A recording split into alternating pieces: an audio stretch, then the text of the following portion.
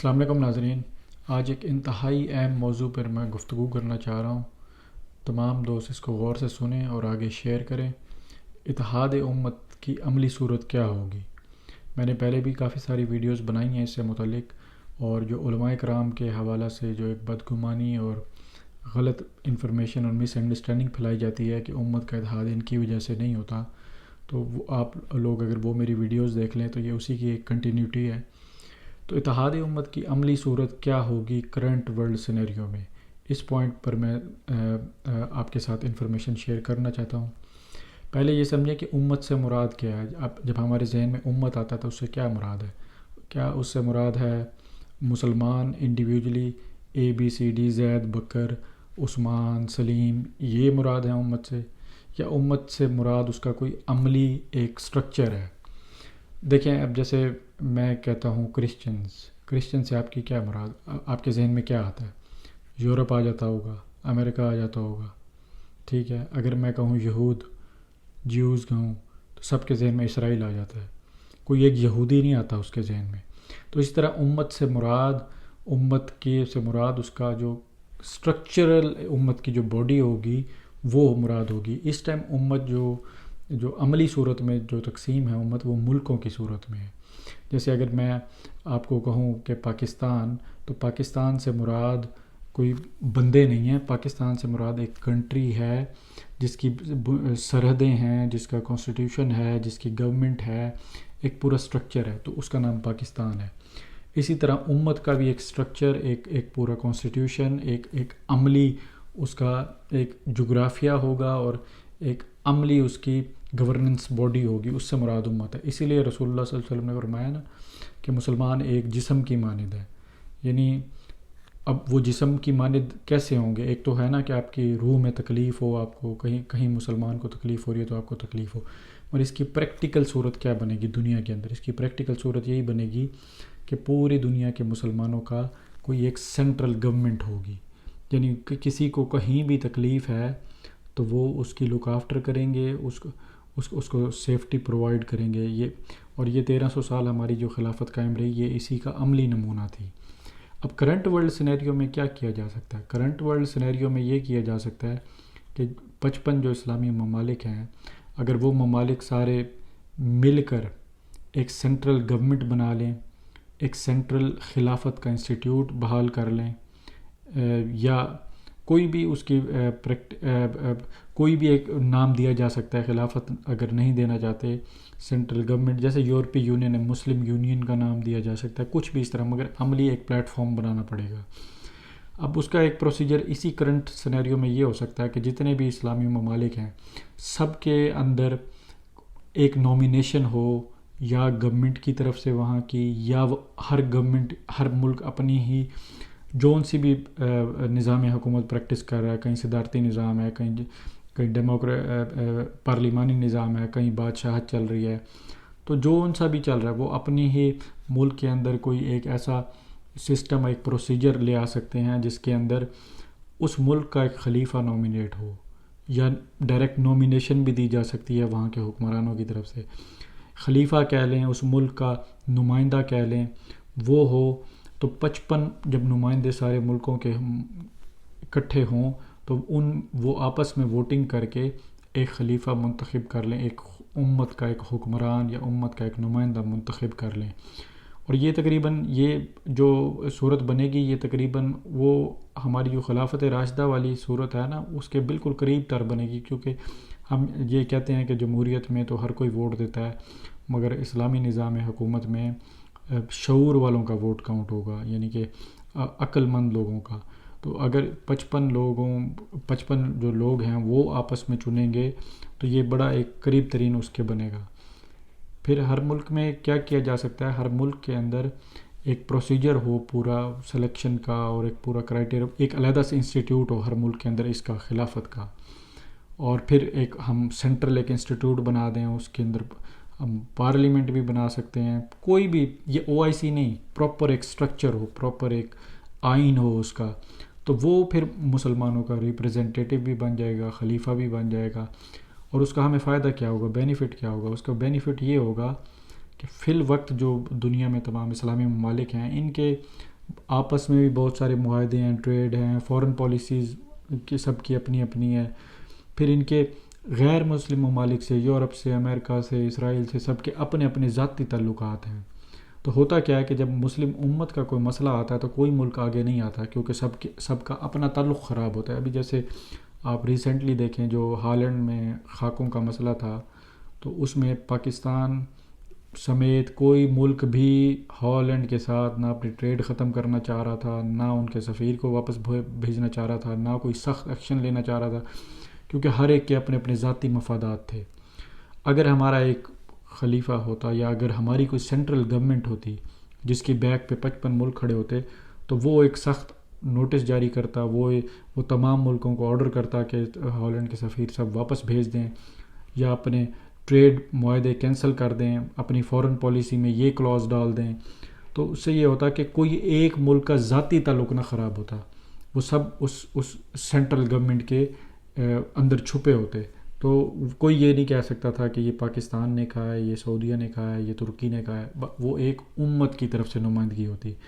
اب current scenario میں آپ دیکھیں کہ اگر ہم آپ سے پوچھیں کہ مسلمانوں کا نمائندہ کون ہے، تو آپ کے ذہن میں کوئی نام بھی نہیں آئے گا. کوئی اگر عمران خان کہے گا وہ تو پاکستان کا ریپریزنٹیٹیو ہے، شاہ سلیمان ہے وہ سعودیہ کا ہے، اردوان ترکی کا ہے، مہاتیر محمد ملائیشیا کا ہے. یعنی کہ ملکوں کے نمائندے ہیں، امت کا کوئی نمائندہ نہیں ہے. اگر ہم ایک یہ ایسی صورت بنا لیں تو ہم کرنٹ سینیریو کے اندر، تو یہ ایک بڑی پریکٹیکل صورت ہوگی. اس میں بہت کمپلیکیشن ہے، بٹ دا میٹر از اگر ہم اس طرف جائیں، ایک کوئی عملی قدم اٹھائیں، ایک فی الوقت اگر آپ کہتے ایک بوگس ڈھانچہ ہی بن جائے نا، یعنی کہ ایک انسٹیٹیوٹ قائم ہو جائے خلافت کا یا سینٹرل گورنمنٹ کا، پھر وہ وقت کے ساتھ اس میں بہتری آ جائے گی. تو ایک ہم پروسیس ہمارا چل پڑے گا یونٹی کی طرف. تو یہ اصل میں ہوگی نا اتحاد امت کی صورت. یہ جو میڈیا پہ بیٹھ کے لوگ، کبھی آپ نے سنا میڈیا پہ ایسی گفتگو کسی سے سنی کہ اتحاد امت کی کوئی پریکٹیکل صورت کیا ہو سکتی ہے، امت کا اتحاد کیسا کرایا جائے؟ امت کا اتحاد سے مراد امت اب ملکوں میں ہے نا، ملکوں کا نام امت ہے. تو ملکوں کا اتحاد اور ملکوں کی سینٹرل گورنمنٹ، کوئی اس پر بحث نہیں کرتا. کیا کہتے ہیں جی اتحاد امت یہ ہے کہ جی مولوی جو ہے نا یہ دیوبندی، بریلوی، اہل حدیث، شیعہ میں بٹے ہوئے، تو اتحاد امت کیسے ہو؟ ارریلیونٹ گفتگو ہے یہ، بالکل اس کا کوئی تعلق بھی نہیں ہے اس سے. یعنی اگر تم سارے مولویوں سے رفع یدین پہ بحث کرا لو اور سارے رفع یدین کرنے لگ جائیں، تو اس سے کیا حاصل ہوگا امت کو؟ کچھ بھی نہیں حاصل ہوگا. اسی طرح ہی ہوگا جیسے اب ہے، اسی طرح امت غلامی میں ہوگی. کوئی امیر رہے گا، غریب رہے گا. کوئی امت کا کوئی فائدہ نہیں ہے اس میں. اگر آپ جی کہتے ہیں جی یا رسول اللہ کہنے والے اور شرک اور بدعت، یہ ساری چیزیں ختم ہو جائیں، اس سے کچھ بھی حاصل نہیں ہوگا امت کو. یہ ارریلیونٹ باتیں ہیں. ہاں یہ ریلیونٹ تب ہوں گی جب ایک خلیفہ یا ایک سینٹرل گورنمنٹ بن جائے گی اور وہاں پہ ڈسپیوٹ ہو ان باتوں کی وجہ سے. وہ ایک عملی پلیٹ فارم جو ہوگا اس میں اگر ڈسپیوٹ ہوتا ہے تو وہ امت کے لیے نقصان دہ ہے. اچھا اس اب پورے سٹرکچر میں جو میں نے ڈیفائن کیا، اس میں ہمیں ایک بہت بڑا فائدہ یہ ہے کہ اگر تو یہ جو سٹرکچر اس ٹائم ورلڈ آرڈر جو بنا ہوا ہے ملکوں کی صورت میں، یہ نہ ہو تو امت نے یعنی کہ ڈائریکٹ ہر بندے نے خود ایک خلیفہ چننا ہو، تو وہاں پہ ڈسپیوٹ ضرور ہو سکتا ہے کہ جی خلیفہ کون سا، بریلوی ہوگا، دیوبندی ہوگا، شیعہ ہوگا، اہل حدیث ہوگا، وہاں ضرور ہو سکتا ہے. مگر اس ٹائم تو سارے ملکی قوانین کے انڈر ہیں، اور ملکوں کے جب نمائندے 54-55 نمائندے جب جائیں گے، اس میں یہ کانسیپٹ ہی ختم ہو جائے گا کہ شیعہ، سنی، بریلوی، کیونکہ وہ پاکستان کا نمائندہ ہوگا، ملائیشیا کا ہوگا، ترکی کا ہوگا، سعودی عرب کا ہوگا، سوڈان کا ہوگا. یعنی ملکوں کے نمائندے ہوں گے. پھر ان ملکوں کے اندر کیا پروسیس ہے، وہ اپنی ریکوائرمنٹ، اپنی جو بھی اسکول آف تھاٹ ہیں وہاں پہ جو بھی ان کا سلسلہ ہے اس سے بنا کے اپنا ریپرزینٹیٹیو آگے دے سکتے ہیں، اور وہ جا کے 55 کے اندر ووٹنگ ہو جائے گی اور ایک ہمارا ریپرزینٹیٹیو آ جائے گا. ایک اہم نقطہ میں یہاں پہ اور بیان کرنا چاہتا ہوں، وہ ہے امام کعبہ کے حوالہ سے. جو خانہ کعبہ ہے وہ پوری امت کے لیے ہے. اس پر یعنی کہ سعودی عرب جو ہے وہ خالی اس کا حق نہیں ہے. بے شک وہ لکھتے ہیں خادم الحرمین شریفین، وہ تو ترکوں کی طرف سے اپنا ایک ٹائٹل تھا جو انہوں نے استعمال کیا. مگر جو خانہ کعبہ کے متعلق تمام فیصلے، ہر چیز پوری امت سے ہونے چاہیے، امت کے متفقہ فیصلوں سے ہونے چاہیے. جو امام کعبہ ہونا چاہیے، اگر ہم ایسے جیسے میں نے بیان کیا کہ خلافت کا ایک انسٹیٹیوٹ بن جاتا ہے، تو امام کعبہ کا بھی ایک پروسیس اسی طرح بن جائے. امام کعبہ یعنی کہ پوری امت سے ہونا چاہیے اور باری باری سب کو موقع ملنا چاہیے. وہاں پہ حنفی بھی امام کعبہ ہونا چاہیے، وہاں پہ حنبلی تو ہیں، وہاں پہ مالکی کو بھی موقع ملنا چاہیے، شافعی کو بھی موقع ملنا چاہیے، صوفیاء کے ماننے والوں کو بھی موقع ملنا چاہیے.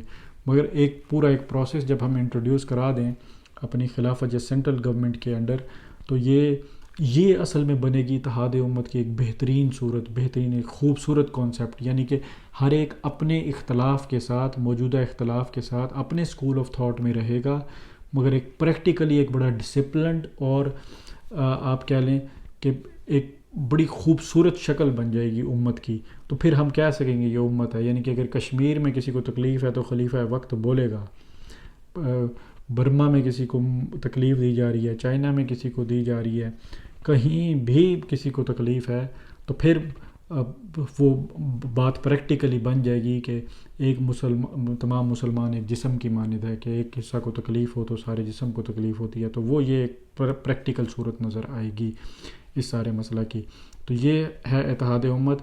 لہٰذا میڈیا والے اور یہ سارے یہ مولوی علماء کی جان چھوڑ دیں. علماء کا اتحاد امت سے کوئی اس ٹائم لینا دینا نہیں ہے، کیونکہ وہ ان کے آپس میں فکری اور علمی اختلافات ہیں. آپ ان کو زبردستی بلیم دیتے ہیں کہ اتحاد امت، یہ باتیں کریں جو میں کر رہا ہوں، حل کی باتیں کریں، یہ اتحاد امت کی باتیں ہیں.